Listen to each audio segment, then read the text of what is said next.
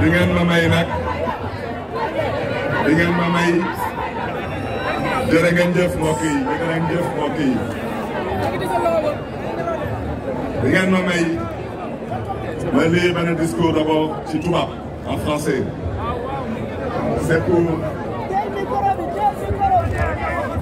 c'est pour la presse étrangère qui est là parmi nous.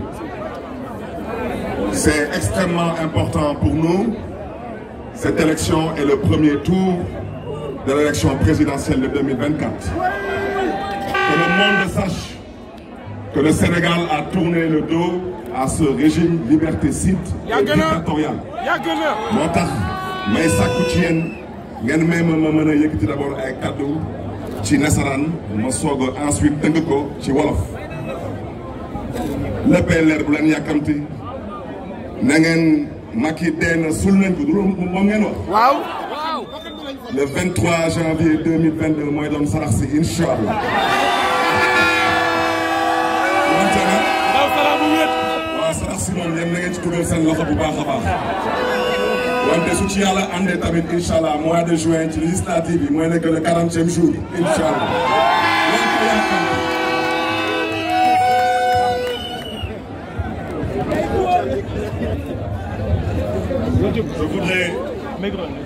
Je voudrais, à l'entame de mon propos, exprimer d'abord une pensée pieuse à tous ces martyrs de la démocratie, tombés sous le champ d'honneur lors des événements regrettables du mois de mars 2021. Je voudrais rappeler que si nous sommes ici aujourd'hui présents, c'est parce qu'il y a eu 14 Sénégalais qui ont accepté de sacrifier leur vie au nom de la démocratie. Il y a eu des centaines de Sénégalais à travers tout le Sénégal qui ont accepté de verser leur sang pour la dignité de la démocratie sénégalaise. Et à ce titre, j'aimerais vous demander de vous lever et d'observer une minute de silence à la mémoire de ces combattants, de ces patriotes, de ces dignes fils de la nation qui aujourd'hui nous permettent de nous mettre ici pour que la démocratie sénégalaise puisse respirer.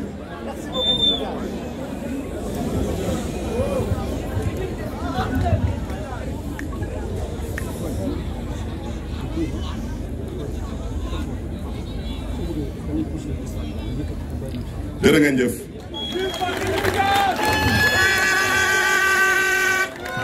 Mesdames, Messieurs, membres de la conférence des leaders de Yewwi Askan Wi. Mesdames, Messieurs, les têtes de liste investies dans les 19 communes du département de Dakar. Mesdames, Messieurs, les candidats investis sur la liste Yewwi Askan Wi de la ville de Dakar. Mesdames, Messieurs, les candidats investis sur les listes Yewwi Askan Wi dans toutes les 19 communes de Dakar.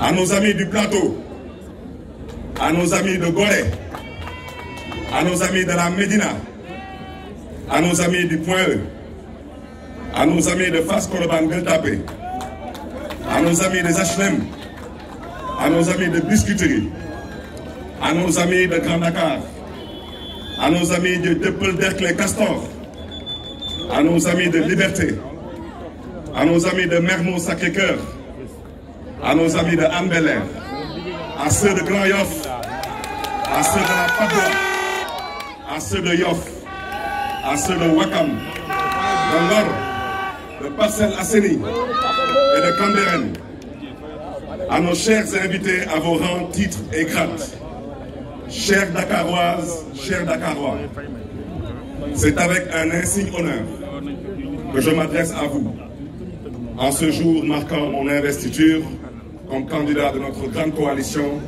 Yewwi Askan Wi à la ville de Dakar. Permettez-moi d'exprimer toute ma gratitude et mon infinie reconnaissance à tous les leaders de Yewwi Askan Wi ici présents pour la confiance placée à ma modeste personne.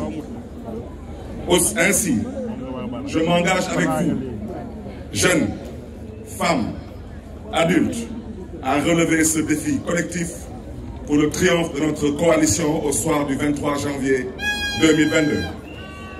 Cela ne sera possible qu'avec l'engagement de chacune et de chacun d'entre nous. Chaque voix compte. Ne négligeons personne. Soyons ouverts, soyons surtout généreux envers tous nos concitoyens et restons attentifs à leurs préoccupations. Chers camarades, le temps des investitures est passé. Choisir ne signifie pas exclure. Le temps de l'unité et de la cohésion a sonné. Évitons la division et travaillons ensemble dans la même direction pour l'atteinte de notre objectif essentiel. L'essentiel, c'est gagner dans toutes les 19 communes et surtout de gagner la mairie de la ville de Dakar. Ce qui se joue à travers ces élections, c'est le sort de Dakar, qui depuis 2012 a été combattu via celui qu'il s'était choisi librement. Je veux nommer mon grand frère, mon leader, le grand maire Khalifa Ababacar Sall. Je m'engage avec vous à amplifier tous les grands projets initiés par Khalifa Ababacar Sall au bénéfice exclusif des Dakarois. Dakaroises, Dakarois, l'heure est grave, mais la gravité de l'heure ne saurait entamer notre engagement et notre détermination à relever le défi de ces élections locales. Les militants de Yewwi Askan Wi que nous sommes n'ont pas besoin de tramer un complot. Mais ce dont nous avons besoin, c'est d'accomplir notre devoir de citoyen, Inch'Allah, le 23 janvier, dans la paix, la transparence, la sécurité et en toute légitimité. Et de nous permettre de remporter haut la main ces élections locales, Inch'Allah. Dakaroises, Dakarois, il nous faut réinventer Dakar, notre chère ville. Réinventer Dakar, c'est de lui rendre sa dignité de ville capitale ouverte au reste du monde, véritable porte de l'Afrique. Réinventer Dakar, c'est la rendre plus attractive comme ville propre et plus résiliente. Réinventer Dakar, c'est donner une place de premier choix à l'économie numérique et à l'innovation technologique. Réinventer Dakar, c'est rénover nos lycées et collèges et leur doter d'équipements modernes. Réinventer Dakar, c'est adapter nos structures de santé aux besoins des populations. Réinventer Dakar, c'est améliorer le cadre de vie en développant les espaces dédiés pour l'épanouissement économique des différents acteurs. Réinventer Dakar, c'est la modernisation de nos infrastructures sportives pour favoriser l'éclosion de jeunes talents dans tous les sports. Réinventer Dakar, c'est en faire un carrefour culturel où tous les arts s'exprimeront. Dakaroises, Dakarois, pour réinventer Dakar, les priorités seront adossées sur une approche innovante de la gouvernance territoriale dans tous les domaines de compétences dévolus à la ville de Dakar. L'inclusion et la participation seront les traits marquants de cette approche innovante de la gouvernance territoriale. Aucun segment de ces compétences ne sera laissé en rade. Nous nous engageons à nous mettre au service exclusif des Dakaroises et des Dakarois pour leur assurer un bien-être collectif. Nous nous engageons à travailler avec toutes les 19 communes sans aucune coloration politique, car au finish, l'essentiel reste et demeure Dakar, et Dakar c'est vous. Une solidarité articulée avec les 19 communes sera développée dans le cadre de l'intercommunalité. C'est pourquoi j'invite toutes les têtes de liste de notre coalition à aller à la rencontre de nos concitoyens, de les écouter attentivement afin de trouver ensemble les solutions attendues. Chères Dakaroises, chers Dakarois, l'heure de la vérité et du changement, cette heure vient de sonner. La coalition Yewwi Askan Wi est là pour apporter cette vérité et ce changement, devenu une demande sociale. À voir cette masse, cette forte mobilisation, ces militants engagés, la victoire est déjà assurée et la peur s'est installée dans l'autre camp. Faites-moi confiance,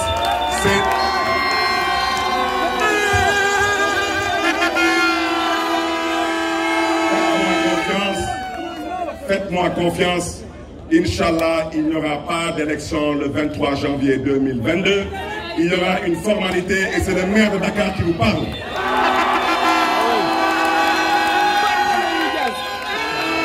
Votre présence massive est pour moi un témoignage de la plus haute valeur, celle qui donne sa noblesse à l'engagement politique. Je suis conscient de la confiance placée en moi comme de ma responsabilité. J'ai la certitude que si les élections se déroulent normalement, nous allons les remporter haut la main au soir du 23 janvier 2022. Et pour ceux qui pensent que la démocratie n'a pas le droit de respirer dans ce pays, eh bien, vous savez ce que vous avez à faire, c'est que vous devez résister. Résistance.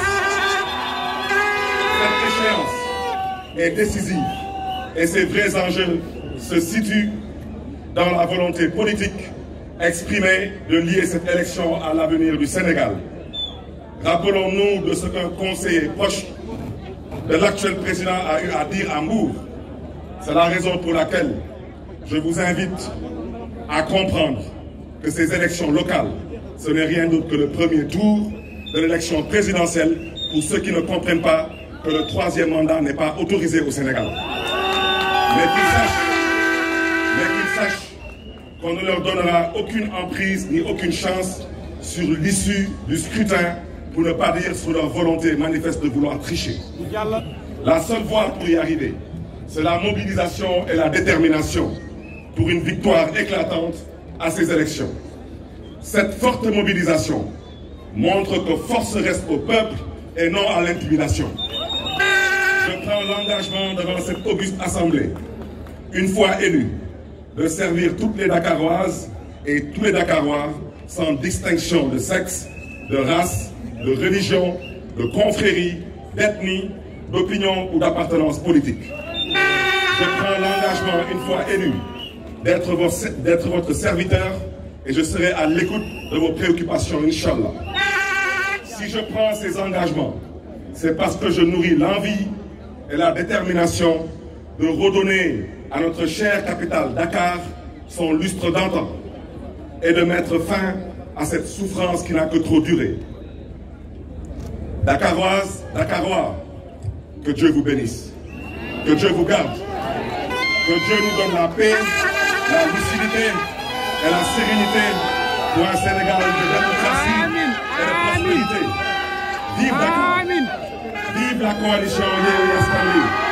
Je vous remercie de votre aimable attention et je me permettrai éventuellement de peut-être faire une synthèse de ce que j'ai dit en wolof. Waaw ci gàttal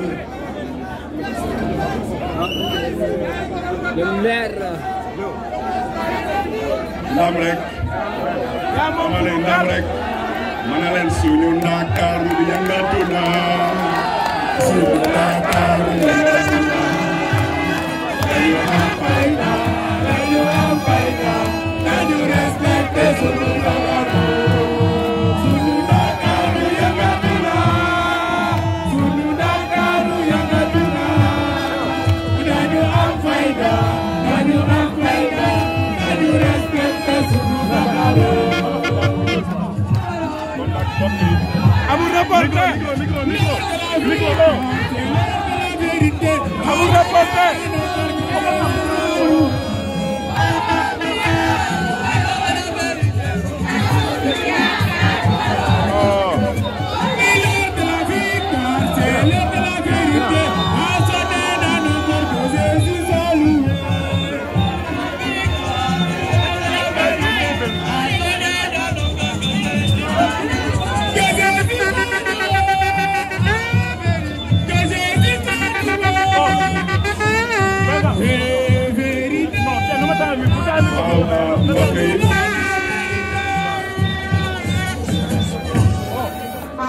amul reporter le 23 rek. waaw mbokk yi ngeen may ma rek ma jël ma tëgg lu ma wax ci nasaraan ma tëgg ko ci wolof. ah oui. dana ginnaaw ba ñu defee une minute de silence ñu jagleel loolu suñu rakk yi suñu dëkkandoor yi suñu mbokk yi ngeen xam ne ni dañ fi jot ñàkk seen bakkan ci événement yu fi amoon ci mois de mars dernier ci atum 2021 dama bëgg a wax ci leer ñooñu suñu defuloon nu ñu defoon suñu amuloon taxawaay bu ñu dotoon am ci événement yooyu tey nguuru président Macky Sall du fi organiser élection kon nag ñoom ñu ngi ñaan yàlla na leen yàlla xare ci àjjana yu gën a kaw yi di ñaan tamit yàlla na yàlla may seen mbokk yi ak seen njaboot yi xolu muñ wante démocratie lu mu soxla dañu koy jox te démocratie ko soxla woon parce que amul benn république fu ay nit di mën a dëkk ci jàmm ak salaam te démocratie saxu fa donc ñooñu ñu ngi leen di jaajëfee ginnaaw ba ma nuyoo mbooloo bu fi teew si tey fii ci meeting bi ngeen may ma def mention spéciale conférence des leaders u Yewwi Askan Wi ma def tamit mention spéciale 19 candidats yu nekk ci 19 communes yu ngeen xam ne ni ñoom la ñu investir ci turu Yewwi Askan Wi ma def tamit mention spéciale ci bépp góor ak bépp jigéen bu ñu investir ci liste Yewwi Askan Wi ci ville de Dakar ma daaneel ci mention spéciale yi bépp góor bépp jigéen bépp mag bépp ndaw bu ñu investir ci bépp liste Yewwi Askan Wi biir 19 communes u Dakar wi mbokk yi nag tey dama leen di laaj rek parce que man dama bëgg damay laaj rek ba xol yi sedd na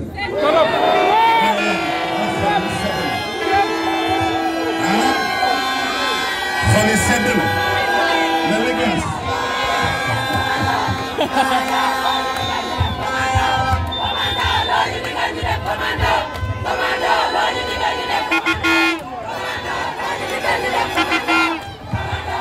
jërë ngeen jëf comme xol yi sedd na guy kon nag woy ngeen ko ba pare saay-saay bu mag a mag béw bu moom sul nañ ko dee na sul nañ ko bu ci des nag mooy sarax si wax naa leen ko mooy le 23 janvier 2022 da ngeen góorgóorlu ba seen taxawaay seen doxalin seen jëfin bu kenn am xel ñaar ci suñu ndam bu ñuy am le 23 janvier 2022 incha allah parce que moom mooy nekk le premier tour de l'élection présidentielle ginnaaw loolu nag mbokk yi candidature bi dama ci ànd ak mbégte wante xam naa responsabilité bu ngeen ma dénk te su ci yàlla àndee incha allah dama fas yéene ànd ak yéen doomu Ndakaaru yi ànd ak suma yaay yi ànd ak suma papa yi ànd ak suma mag ñi ànd ak suma rakk yi ànd ak suma mbokk yi suma dëkkandoor yi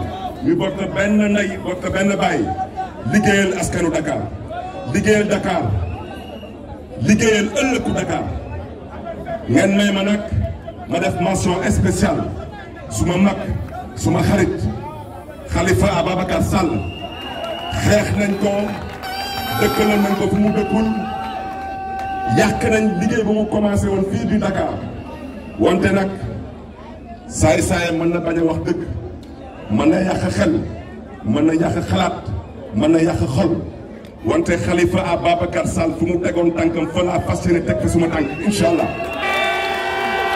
kon nag na ngeen xam lépp lu ngeen xam ne ni état moo ñu ko may ci ay sañ-sañ mooy lu ñuy woowee compétence transférée mu toll ci juróom-ñeenti sañ-sañ bu ñu état bi dégg dama ci fas yéene ànd ci ak yéen ci fulla ak ci fayda liggéeyal Dakar Dakar nekk dëkk bu set Dakar nekk dëkk bu ngeen xam ne ni affaire daf fi am xéwal daf fi am naataange daf fi am te jàmm tamit daf fi am parce que jàmm ci lépp xaj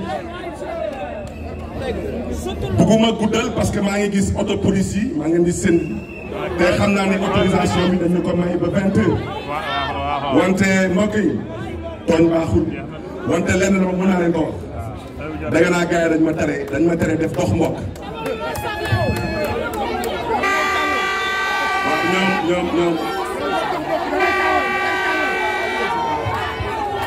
ñoom nee nañu dox mbokk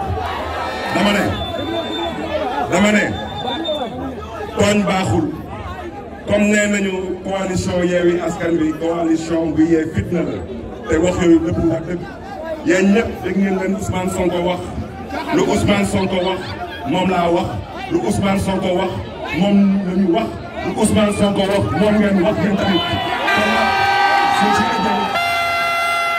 suñ ci eggee mbokk yi dama ne semaine bi suñ ci duggee incha allah dox mbokk bi dañ koy soppi mu nekk jokkoo ak mbokk yi kon nag dañu ne man nabatuma doxantu ci mbedd yi kon nag di ngeen ma gis ci marché yi di ngeen ma gis ci jumaa yi di ngeen ma gis ci église yi di ngeen ma gis ci université yi di ngeen ma gis ci grand place yi dama ne na ngeen taxaw tem ngeen ànd ci ak fulla ngeen ànd ci ak fayda ngeen ànd ci ak jom dama ne mbokk yi fu may daanalee ginnaaw xol yi sedd na guy dama ne guy fu may daanalee mbokk yi mooy élection yi ma ne élection yi mbokk yi meleen ma rek ma daaneel lu mu leen doon dafa am solo dama ne élection yi mbokk yi wolof Njaay nee na ku ndóomin rey sa maam soo gisee du ñuul da ngay daw noonu ñun dañu demoon élection 2017 élection législative député ba 11h30 ci guddi ñun ñoo gagné woon ñoom 3h du matin ñu daal di génne ay yeneen chiffres ne ñoom ñoo gagné foofu laay daanale nag dama ne pesum kanam borom a koy fajal boppam dama ne 23 janvier 2022 su ngeen demee ba voté dañu tëj bureau de vote ci 6h yéen ñëpp na ngeen ñëw suñu quartier général lu ngeen xam ne ni mooy suñu wareef ak suñu warugar dinañ ci ànd ak yéen ci fulla ak ci fayda dem dugg ci mairie de Dakar yëkkati Dakar teg ko ci loxo Dakar waayi parce que la vérité mooy lan mooy ba Sénégal doone Sénégal ba tey Macky Sall est le premier président de la République du Sénégal qui n'a jamais eu un maire de Dakar dans son parti et dans sa mouvance. La raison pour laquelle c'est parce que waa ji cuune la te dafa tële maa ngi leen di gërëm di leen di sant jërë ngeen jëf mbokk yi yàlla na leen yàlla fay seen fan seen yéene ak seen taxawaay ci Dakar